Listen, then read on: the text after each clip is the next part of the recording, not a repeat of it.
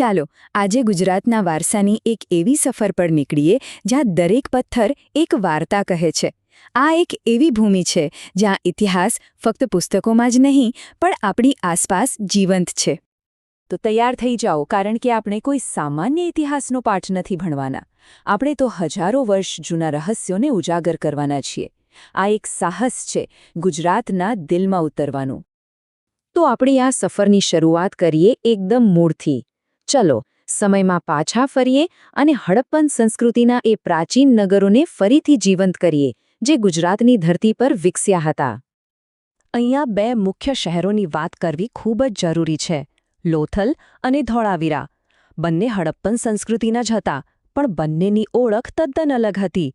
વિચારો, એક શહેર આંતરરાષ્ટ્રીય બંદર હતું તો બીજું એન્જિનિયરિંગનો અદ્ભુત નમૂનો.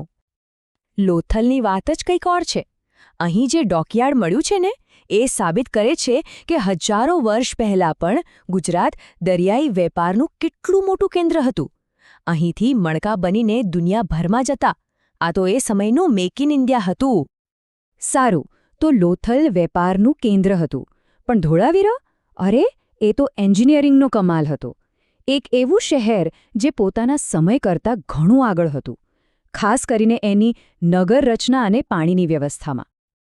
સવાલ એ થાય કે કચ્છ જેવી સૂકી જગ્યાએ આટલું મોટું શહેર કઈ રીતે ટકી શક્યું? જવાબ છે પાણીના અદ્ભુત મેનેજમેન્ટમાં. એ લોકો વરસાદના એક ટીપાની કિંમત સમજતા હતા. વિશાળ ટાંકીઓ અને નહેરોનું એવું જબરદસ્ત નેટવર્ક બનાવ્યું હતું કે આખું વર્ષ પાણીની ચિંતા જ નહીં. વિચાર તો કરો, કેટલી દીર્ઘદૃષ્ટિ! હડપ્પન સંસ્કૃતિ તો માત્ર શરૂઆત હતી. હવે આપણે એવા યુગમાં જઈશું જ્યાં કારીગરોએ પથ્થરોમાં જાણે કવિતા લખી દીધી. ગુજરાતના સ્થાપત્યનો સુવર્ણકાળ. આ સમય હતો સોલંકીઓનો, અને એમણે જે સ્થાપત્યો બનાવ્યા એ આજે પણ આપણને આશ્ચર્યચકિત કરી દે છે. મોઢેરાનું સૂર્યમંદિર હોય, પાટણની રાણીની વાવ હોય કે પછી રુદ્ર મહાલયના ભવ્ય અવશેષો, દરેકની વાત જ નિરાળી છે. મોઢેરાનું સૂર્યમંદિર માત્ર એક મંદિર નથી, એ તો વિજ્ઞાન અને આસ્થાનો સંગમ છે.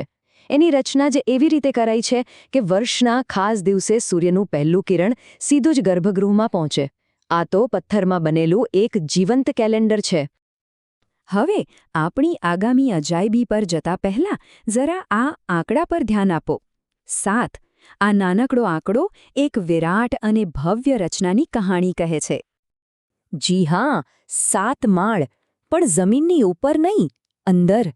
રાણી ઉદયમતીએ બંધાવેલી આ વાવ કલાનો એક અદ્ભુત ખજાનો છે. એની દિવાલો પરની કોતરણીઓ જુઓ તો બસ જોતા જ રહી જઈએ. એટલે જ તો આજે આખી દુનિયા એને યુનેસ્કો વર્લ્ડ હેરિટેજ સાઇટ તરીકે ઓળખે છે.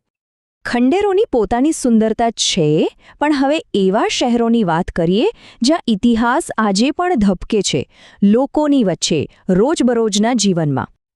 અને એમાં સૌથી પહેલું નામ આવે અમદાવાદનું, ભારતનું પહેલું વર્લ્ડ હેરિટેજ સિટી. અહીંની પહોળો, અહીંના દરવાજા, એનું સ્થાપત્ય, બધું જ એના ગૌરવશાળી ભૂતકાળની સાક્ષી પૂરે છે. આ શહેર પોતે જ એક જીવંત મ્યુઝિયમ છે. પણ વાર્તા માત્ર અમદાવાદની નથી. બીજી તરફ છે જૂનાગઢ, જેનો ઇતિહાસ તો છેક સમ્રાટ અશોક સુધી પહોંચે છે. અમદાવાદમાં સલ્તનત કાળની શાન છે, તો જૂનાગઢમાં નવાબી અને બૌદ્ધ વારસાની ઝલક જોવા મળે છે. બંનેની મજા જ અલગ છે. અમદાવાદની વાત થાય અને સીદી સૈયદની જાળીનો ઉલ્લેખ ન થાય એવું બને? આ કોઈ સામાન્ય જાળી નથી. એક જ પથ્થરમાંથી કોતરાયેલી આ ટ્રી ઓફ લાઇફની ડિઝાઇન ભારતીય કારીગરીનો ઉત્કૃષ્ટ નમૂનો છે. આજે એ અમદાવાદની ઓળખ બની ગઈ છે. અને વાત અહીં પૂરી નથી થતી. ગુજરાતના વારસાનો ખજાનો એટલો મોટો છે કે પાવાગઢની તળેટીમાં આખું ચાંપાનેર શહેર વસેલું છે, જે પોતે એક વર્લ્ડ હેરિટેજ સાઇટ છે. આ બતાવે છે કે ગુજરાતના ખૂણે ખૂણેમાં ઇતિહાસ સચવાયેલો છે. પણ વારસો એટલે ખાલી પથ્થર કે ઇમારતો નહીં, ખરો વારસો તો લોકોમાં જીવંત હોય છે.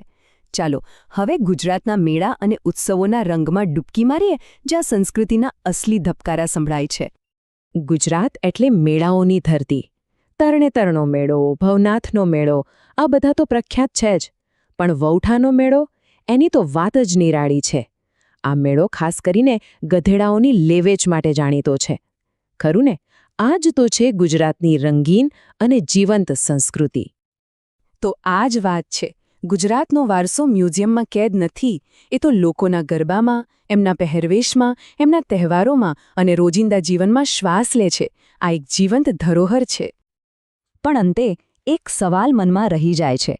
આ દોડતી ભાગતી દુનિયામાં આપણે આ અમૂલ્ય અને જીવંત ધરોહરને આવનારી પેઢીઓ માટે કેવી રીતે સાચવીશું અને જીવંત રાખીશું? આનો જવાબ કદાચ આપણે બધાએ સાથે મળીને શોધવાનો છે.